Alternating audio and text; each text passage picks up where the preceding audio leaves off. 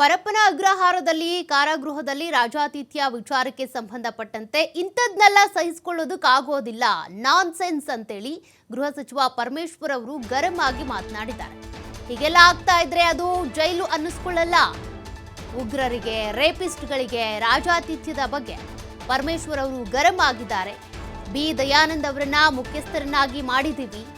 ನಿನ್ನೆ ಅವರು ರಜೆಯಲ್ಲಿದ್ರು, ಅವರ ಜೊತೆ ಮಾತಾಡಿದ್ದೀನಿ, ತನಿಖೆ ಮಾಡಿ ವರದಿ ಕೊಡಿ ಅಂತ ಕೇಳಿದ್ದೀನಿ ಅಂತೇಳಿ ಗೃಹ ಸಚಿವ ಪರಮೇಶ್ವರ್ ಅವರು ಪ್ರತಿಕ್ರಿಯೆ ಕೊಟ್ಟಿದ್ದಾರೆ.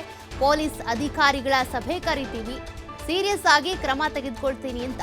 ಪೊಲೀಸ್ ವರದಿ ಸಮಾಧಾನ ತರ್ತಿದ್ರೆ ಸಮಿತಿ ಮಾಡಿ ತನಿಖೆ ಮಾಡ್ತೀವಿ ಅಂತ ಕೂಡ ಪರಮೇಶ್ವರ್ ಅವರು ಹೇಳಿಕೆ ಕೊಟ್ಟಿದ್ದಾರೆ.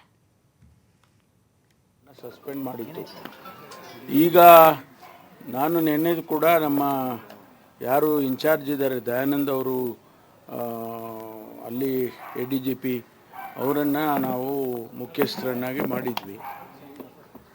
ಅವರು ಹಿಂದೆ ಕೂಡ ಭಾಳಷ್ಟು ಕಡೆ ಇಂಥದ್ದು ಆದಂಥ ಸಂದರ್ಭದಲ್ಲಿ ಮಂಗಳೂರಿನಲ್ಲಿ, ಬೆಳಗಾಮಲ್ಲಿ ಇಲ್ಲೆಲ್ಲ ಆದಾಗ ಅಧಿಕಾರಿಗಳನ್ನ ಕೆಲವ್ರನ್ನ ಸಸ್ಪೆಂಡ್ ಮಾಡಿ ಅವ್ರ ಮೇಲೆ ಕ್ರಮನೂ ಕೂಡ ತಗೊಂಡಿದ್ದೇವೆ. ಆದರೆ ಇಲ್ಲಿ ಪದೇ ಪದೇ ಈಗ ಆಗ್ತಾ ಇದೆ ಅಂತೇಳಿ ಹಿಂದೆ ಕೂಡ ಈ ರೀತಿ ಆದಂಥ ಸಂದರ್ಭದಲ್ಲಿ ಕೆಲವರನ್ನು ಸಸ್ಪೆಂಡ್ ಮಾಡಿತ್ತು. ಈಗ ನಾನು ನೆನ್ನೆದು ಕೂಡ ನಮ್ಮ ಯಾರು ಇನ್ಚಾರ್ಜ್ ಇದ್ದಾರೆ ದಯಾನಂದ್ ಅವರು, ಅಲ್ಲಿ ADGP ಅವರನ್ನು ನಾವು ಮುಖ್ಯಸ್ಥರನ್ನಾಗಿ ಮಾಡಿದ್ವಿ. ಅವರು ನೆನ್ನೆ ಏನೋ ರಜೆ ಇದ್ದಾರೆ ಅಂತ ಇದ್ದರು. ನಾನು ಮಾತಾಡಿದೆ ಅವರಿಗೆ, ಪದೇ ಪದೇ ಈ ರೀತಿ ಆಗ್ತಾ ಇದೆ, ಯಾರು ಇದಕ್ಕೆ ಹೊಣೆ ಆಗ್ತಾರೆ, ಯಾರು ಸೂಪರ್ಡೆಂಟ್ ಇದ್ದಾರೆ, ಯಾರು ಕೆಳಗಿನ ಲೆವೆಲಿನ ಅಧಿಕಾರಿಗಳಿದ್ದಾರೆ, ಅವ್ರ ಮೇಲೆ ಇಮಿಡಿಯೇಟಾಗಿ ಕ್ರಮ ತಗೊಳ್ಬೇಕು, ನನಗೆ ವರದಿಯನ್ನು ಕೊಡಬೇಕು ಅಂತ ನೆನ್ನೆ ಕೇಳಿದ್ದೇನೆ. But I will not tolerate this nonsense. Enough is enough.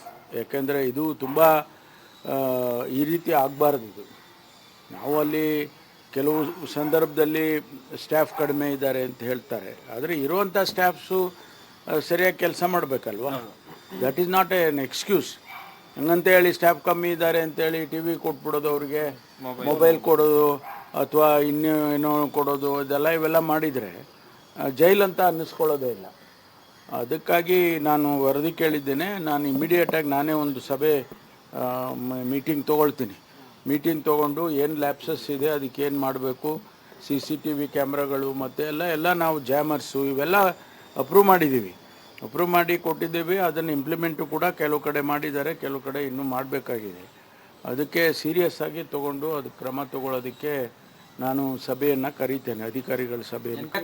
ಎನ್ಕ್ವೈರಿಗೆ ಈಗಾಗಲೇ ನನಗೆ ವರದಿ ಕೊಡಿ ಅಂತ ಹೇಳಿದ್ದೇನೆ. ಒಂದು ವೇಳೆ ನಮಗೆ ಆ ವರದಿಯಲ್ಲಿ ಸಮಾಧಾನ ಆಗಲಿಲ್ಲ ಅಂತಂದರೆ ನಾನು ಬೇರೆ ಒಂದು ಸಮಿತಿಯನ್ನು ಸೆಟಪ್ ಮಾಡ್ತೀನಿ. ಒಂದು ಸಮಿತಿ